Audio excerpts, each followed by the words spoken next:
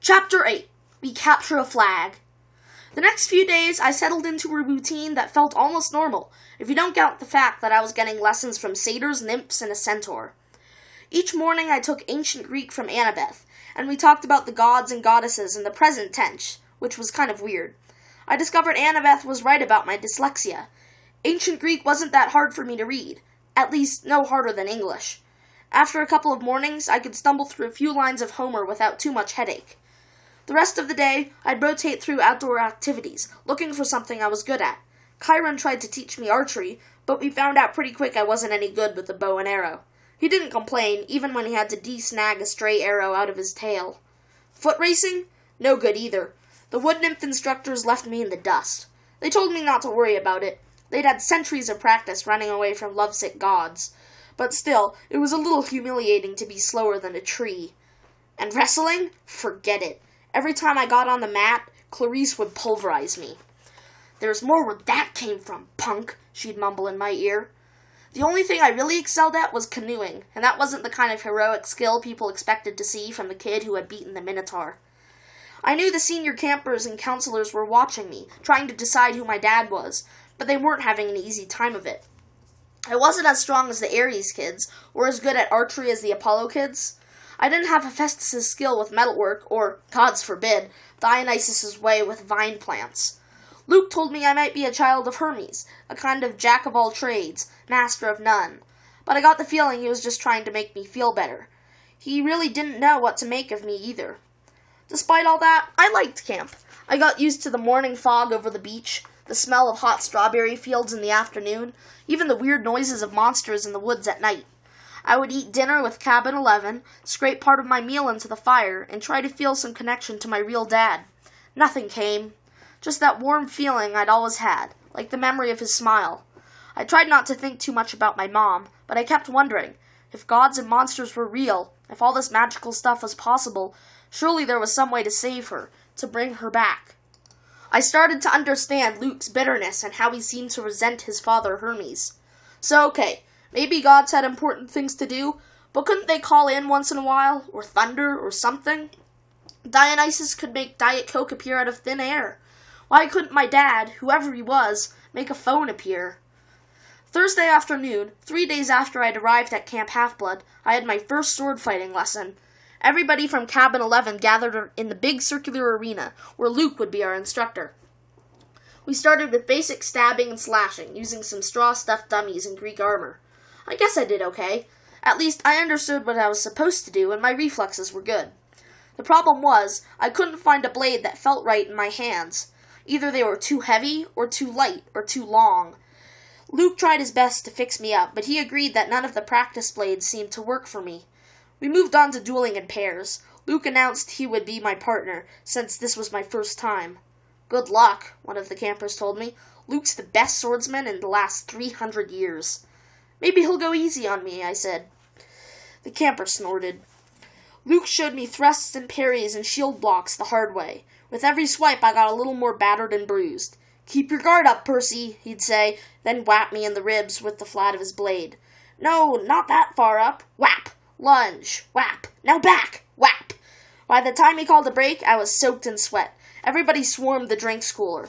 Luke poured ice water on his head, which looked like such a good idea, I did the same. Instantly, I felt better. Strength surged back into my arms. The sword didn't feel so awkward. "Okay, everybody, circle up," Luke ordered. "If Percy doesn't mind, I want to give you a little demo." Great, I thought. Let's all watch Percy get pounded. The Hermes guys gathered around. They were suppressing smiles. I figured they'd been in my shoes before and couldn't wait to see how Luke used me for a punching bag. He told everybody he was going to demonstrate a disarming technique, how to twist the enemy's blade with the flat of your own sword so that he had no choice but to drop his weapon. "This is difficult," he stressed. "I've had it used against me. No laughing at Percy now. Most swordsmen have to work years to master this technique." He demonstrated the move on me in slow motion. Sure enough, the sword clattered out of my hand. "Now in real time," he said, after I'd retrieved my weapon. "We keep sparring until one of us pulls it off. Ready, Percy?" I nodded, and Luke came after me. Somehow I kept him from getting a shot at the hilt of my sword. My senses opened up. I saw his attacks coming. I countered. I stepped forward and tried a thrust of my own. Luke deflected it easily, but I saw a change in his face. His eyes narrowed, and he started to press me with more force. The sword grew heavy in my hand. The balance wasn't right. I knew it was only a matter of seconds before Luke took me down, so I figured, what the heck? I tried the disarming maneuver. My blade hit the base of Luke's, and I twisted, putting my whole weight into a downward thrust. Clang! Luke's sword rattled against the stones. The tip of my blade was an inch from his undefended chest. The other campers were silent. I lowered my sword. Sorry. For a moment, Luke was too stunned to speak. Sorry? His scarred face broke into a grin. By the gods, Percy, why are you sorry? Show me that again! I didn't want to. The short burst of maniac energy had completely abandoned me. But Luke insisted. This time, there was no contest. The moment our swords connected, Luke hit my hilt and sent my weapon skidding across the floor. After a long pause, somebody in the audience says, "Beginner's luck?" Luke wiped the sweat off his brow. He appraised me with an entirely new interest. "Maybe," he said, "but I wonder what Percy could do with a balanced sword."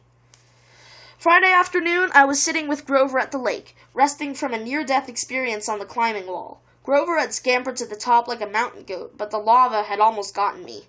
My shirt had smoking holes in it. The hairs had been singed off my forearms. We sat on the pier, watching the naiads do underwater basket weaving, until I got up the nerve to ask Grover how his conversation had gone with Mr. D. His face turned a sickly shade of yellow. "Fine," he said. "Just great. So your career's still on track?" He glanced at me nervously. "Karen told you I want a searcher's license?" "Well, no. I had no idea what a searcher's license was, but it didn't seem like the right time to ask. He just said you had big plans, and that you needed credit for completing a keeper's assignment. So did you get it?" Grover looked down at the naiads. "Mr. D suspended judgment. He said I hadn't failed or succeeded with you yet, so our fates are still tied together. So if you got a quest and I went along to protect you, and we both came back alive, then maybe he'd consider the job complete." My spirits lifted. "Well, that's not so bad, right?" "Blah! He might as well have transferred me to a stable cleaning duty. The chances of you getting a quest. And even if you did, why would you want me along?" "Of course I'd want you along." Grover stared glumly into the water. "Basket weaving. Must be nice to have such a useful skill." I tried to reassure him that he had lots of talents, but that just made him look more miserable. We talked about canoeing and swordplay for a while, then debated the pros and cons of the different gods. Finally, I asked him about the 4 empty cabins. "Number 8, the silver one, belongs to Artemis," he said. "She vowed to be a maiden forever, so of course, no kids. The cabin is, honorary. If she didn't have one, she'd be mad." "Yeah, okay. But the other 3, the ones at the end, are those the big 3? Grover tensed. We were getting too close to a touchy subject. "No. One of them, number 2, is Hera's," she said. "That's another honorary thing. She's the goddess of marriage, so of course she wouldn't go around with having affairs with mortals. That's her husband's job. When we say the big 3, we mean the 3 powerful brothers, the sons of Cronus. Zeus, Poseidon, and Hades. Right. After the great battle with the Titans, they took over the world from their dad and drew lots to decide who got what. Zeus got the sky, I remembered. Poseidon the sea, Hades the underworld." "Uh-huh. But Hades doesn't have a cabin here." "No, he doesn't have a throne on Olympus either. He sort of does his own thing down in the underworld. If he did have a cabin here..." Grover shuddered. "Well, it wouldn't be pleasant. Let's leave it at that." "But Zeus and Poseidon, they both had, like, a bazillion kids in the myths. Why are their cabins empty?" Grover shifted his hooves uncomfortably.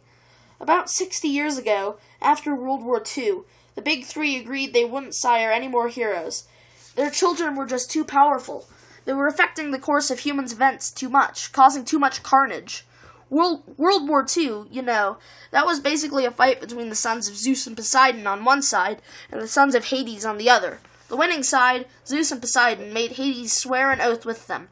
No more affairs with mortal women. They all swore on the river Styx. Thunder boomed. I said, "That's the most serious oath you can make." Grover nodded. "And the brothers kept their word? No kids?" Grover's face darkened. 17 years ago, Zeus fell off the wagon. There was this TV starlet with a big fluffy 80s hairdo. He just couldn't help himself. When their child was born, a little girl named Talia, well, the river Styx is serious about promises. Zeus himself got off easy because he's immortal, but he brought a terrible fate on his daughter. But that isn't fair. It wasn't the little girl's fault. Grover hesitated. Percy, children of the Big Three have powers greater than other half-bloods.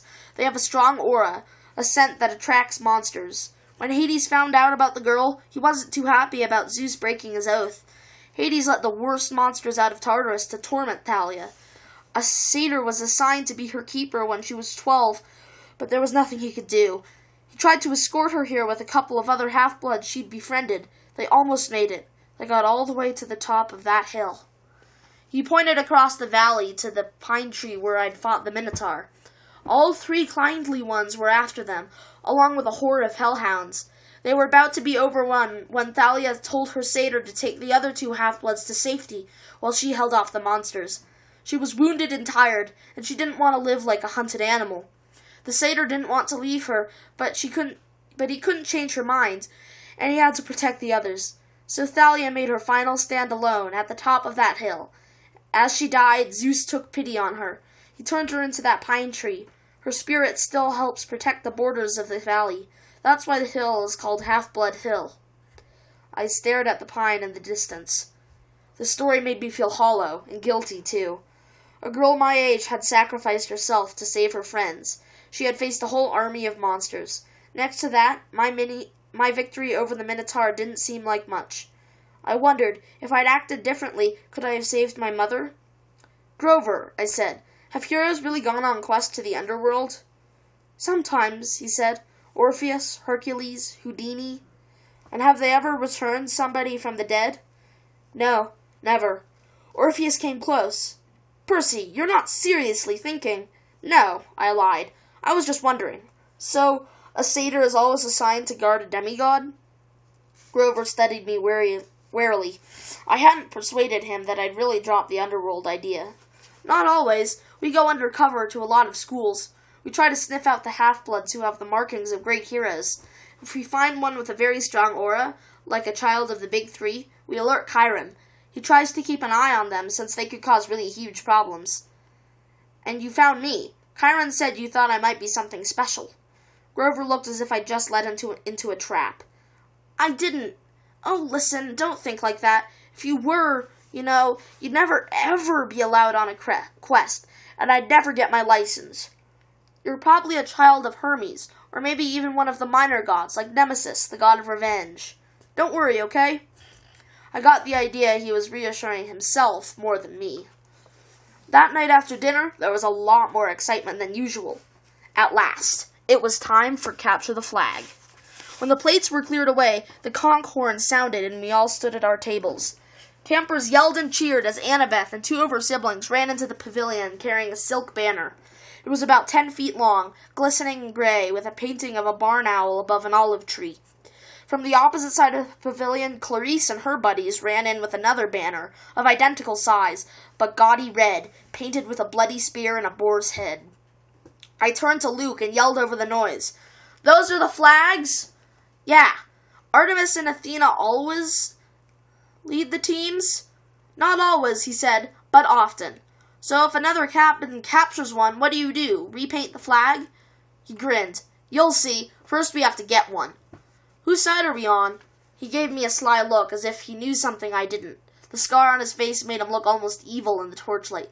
We've made a temporary alliance with Athena. Tonight, we get the flag from Ares, and you are going to help. The teams were announced. Athena had made an alliance with Apollo and Hermes, the 2 biggest cabins. Apparently, privileges have been traded. Shower times, chore schedules, the best slots for activities, in order to win support. Ares had allied themselves with everybody else. Dionysus, Demeter, Aphrodite, and Hephaestus. From what I'd seen, Dionysus' kids were actually good athletes, but there were only 2 of them. Demeter's kids had the edge with nature skills and outdoor stuff, but they weren't very aggressive. Aphrodite's sons and daughters I wasn't too worried about. They mostly sat out every activity and checked their reflections in the lake and did their hair and gossiped. Hephaestus' kids weren't pretty, and there were only 4 of them, but they were big and burly from working in that metal shop all day. They might be a problem. That, of course, left Aries' cabin. A dozen of the biggest, ugliest, meanest kids on Long Island, or anywhere else on the planet. Chiron hammered his hoof on the marble. "Heroes," he announced. "You know the rules. The creek is the boundary line. The entire forest is fair game. All magic items are allowed. The banner must be prominently displayed and have no more than 2 guards. Prisoners may be disarmed but not be bound or gagged. No killing or maiming is allowed. I will serve as referee and battlefield medic. Arm yourselves." He spread his hands and the tables were suddenly covered with equipment. Helmets, bronze swords, spears, oxhide shields coated in metal. "Whoa," I said. "We're really supposed to use these?" Luke looked at me as if I was crazy. "Unless you want to get skewered by your friends in Cabin 5. Here, Chiron thought these would fit. You'll be on border patrol." My shield was the size of an NBA blackboard, with a big cicadas in the middle. It weighed about 1,000,000 pounds. I could have snowboarded on it fine, but I hope nobody seriously expected me to run fast. My helmet, like all the helmets on Athena's side, had a blue horsehair plume on top. Ares and their allies had red plumes. Annabeth yelled, "Blue team, forward!" We cheered and shook our swords and followed her down the path to the south woods. The red team yelled taunts at us as they headed off toward the north. I managed to catch up with Annabeth without tripping over my equipment. "Hey," she kept marching. "So what's the plan?" I asked. "Got any magic items you can loan me?" Her hand drifted toward her pocket as if she were afraid I had stolen something. "Just watch Clarissa's spear," she said. "You don't want that thing touching you. Otherwise, don't worry. We'll take the banner from Ares. Has Luke given you your job?" "Border patrol," whatever that means. "It's easy. Stand by the creek. Keep the Reds away. Leave the rest to me. Athena always has a plan." She pushed ahead, leaving me in the dust. "Okay," I mumbled. "Glad you wanted me on your team." It was a warm, sticky night. The woods were dark, with fireflies popping in and out of view. Annabeth stationed me next to a little creek that gurgled over some rocks. Then she and the rest of the team scattered into the trees. Standing there alone, with my big blue feathered helmet and my huge shield, I felt like an idiot. The bronze sword, like all the swords I'd tried so far, seemed balanced wrong. The leather grip pulled on my hand like a bowling ball. There was no way anybody would actually attack me, would they? I mean, Olympus had to have liability issues, right? Far away, the conchorn blew. I heard whoops and yells in the woods, the clanking of metal, kids fighting. A blue-plumed ally from Apollo raced past me like a deer, leaped through the creek, and disappeared into enemy territory. Great, I thought. I'll miss all the fun, as usual. Then I heard a sound that sent a chill up my spine. A low canine growl, somewhere close by. I raised my shield instinctively. I had the feeling something was stalking me. Then the growling stopped. I felt the presence retreating. On the other side of the creek, the underbrush exploded. 5 Ares warriors came yelling and screaming out of the dark. "Cream the punk!" Clarice screamed. Her ugly pig eyes glared through the slits of her helmet. She brandished a 5-foot-long spear, its barbed metal tip flickering with red light. Her siblings had only the standard-issue bronze swords. Not that that made me feel any better. They charged across the stream. There was no help in sight. I could run, or I could defend myself against half the Ares cabin. I managed to sidestep the first kid's swing, but these guys were not as stupid as the Minotaur. They surrounded me, and Clarice thrust at me with her spear. My shield deflected the point, but I felt a painful tingling all over my body. My hair stood on end. My shield arm went numb, and the air burned. Electricity. Her stupid spear was electric. I fell back. Another Ares guy slammed me in the chest with the butt of his sword, and I hit the dirt. They could have kicked me into jelly, but they were too busy laughing. "Give him a haircut," Clarice said. "Grab his hair." I managed to get to my feet. I raised my sword, but Clarice slammed it aside with her spear as sparks flew. Now both my arms felt numb. "Oh, wow," Clarice said. "I'm scared of this guy. Really scared." "The flag is that way," I told her. I wanted to sound angry, but I'm afraid it didn't come out that way. "Yeah," one of her siblings said. "But see, we don't care about the flag. We care about a guy who made our cabin look stupid." "You do that without my help," I told him. It probably wasn't the smartest thing to say. 2 of them came at me. I backed up toward the creek, tried to raise my shield, but Clarice was too fast. Her spear struck me straight in the ribs. If I hadn't been wearing an armored breastplate, I would have been shish kebabbed. As it was, the electric point just about shocked my teeth out of my mouth. One of her cabin mates slashed his sword across my arm, leaving a good-sized cut. Seeing my own blood made me dizzy, warm and cold at the same time. "No maiming," I managed to say. "Oops," the guy said. "Guess I lost my dessert privilege."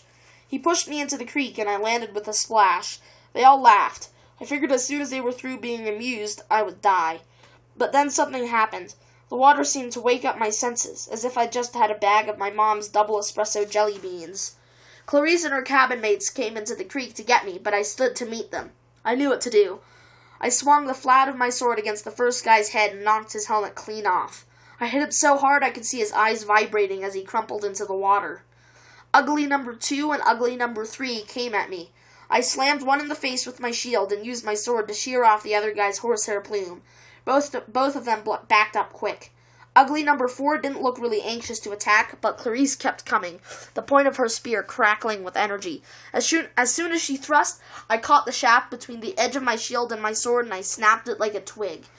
"Ah!" she screamed. "You idiot! You corpse-breath worm!"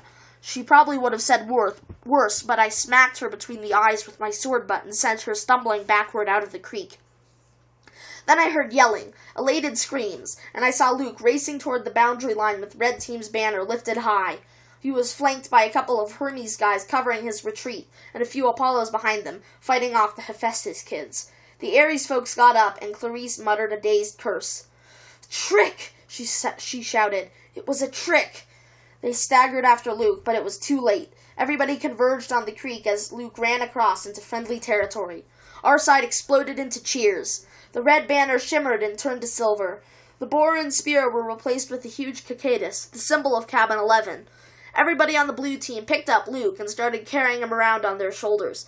Chiron cantered out from the woods and blew the conchorn. The game was over. We had won. I was about to join the celebration when Annabeth's voice, right next to me in the creek, said, "Not bad, hero." I looked, but she wasn't there. "Where the heck did you learn to fight like that?" she asked. The air shimmered and she materialized, holding a Yankees baseball cap, as if she had just taken it off her head. I felt myself angry. I wasn't even fazed by the fact that she had just been invisible. "You set me up," I said. "You put me here because you knew Clarice would come after me, while you sent Luke around the flank. You had it all figured out." Annabeth shrugged. "I told you, Athena always has a plan. A plan to get me pulverized. I came as fast as I could. I was about to jump in, but..." She shrugged. "You didn't need help." Then she noticed my wounded arm. "How'd you do that?" "Sword cut," I said. "What do you think?" No, it was a sword cut. Look at it. The blood was gone. Where the huge cut had been, there was a long white scratch, and even that was disappearing. As I watched, it turned into a small scar, then disappeared. I don't get it," I said. Annabeth was thinking hard. I could almost see the gears turning. She looked down at my feet, and then at Clarice's broken spear, and said, "Step out of the water, Percy." "What?" "Just do it." I came out of the creek and immediately felt bone-tired. My arms started to go numb again. My adrenaline rush left me. I almost fell over, but Annabeth steadied me. "Oh, sticks," she cursed. "This is not good. I assumed it would be Zeus." Before I could ask what she meant, I heard that canine growl again, but much closer than before. A howl ripped through the forest. The campers' cheering died instantly. Chiron shouted something in ancient Greek, which I would realize only later I had understood perfectly. "Stand ready! My bow!" Annabeth drew her sword. There on the rocks just above us was a black hound the size of a rhino, with lava-red eyes and fangs like daggers. It was looking straight at me. Nobody moved except Annabeth, who yelled, "Percy, run!" She tried to step in front of me, but the hound was too fast. It leaped over her, an enormous shadow with teeth, and just as it hit me, I stumbled backward and felt its razor-sharp claws ripping through my armor. There was a cascade of thwacking sound, like 40 pieces of paper being ripped, one after another. From the hound's neck sprouted a cluster of arrows. The monster fell dead at my feet.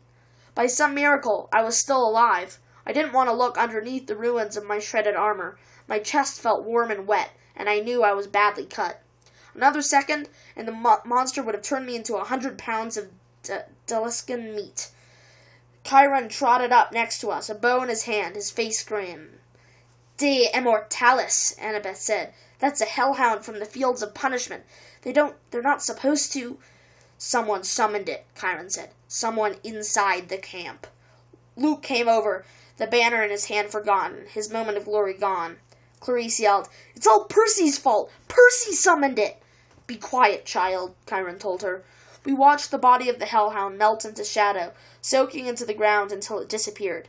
You're wounded, Annabeth told me. Quick, Percy, get in the water. I'm okay. No, you're not, she said. Chiron, watch this. I was too tired to argue.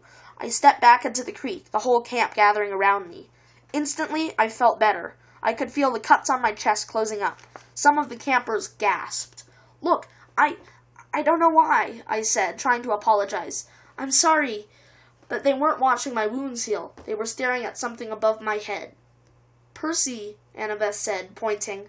By the time I looked up, the sign was already fading, but I could still make out the hologram of green light, spinning and gleaming. A 3-tipped spear. A trident. Your father, Annabeth murmured. This is really not good. It is determined, Chiron announced. All around me, campers started kneeling, even the Ares cabin, though they didn't look happy about it. My father? I asked, completely bewildered. Poseidon, said Chiron. Earthshaker, Stormbringer, father of horses. Hail, Perseus Jackson, son of the sea god.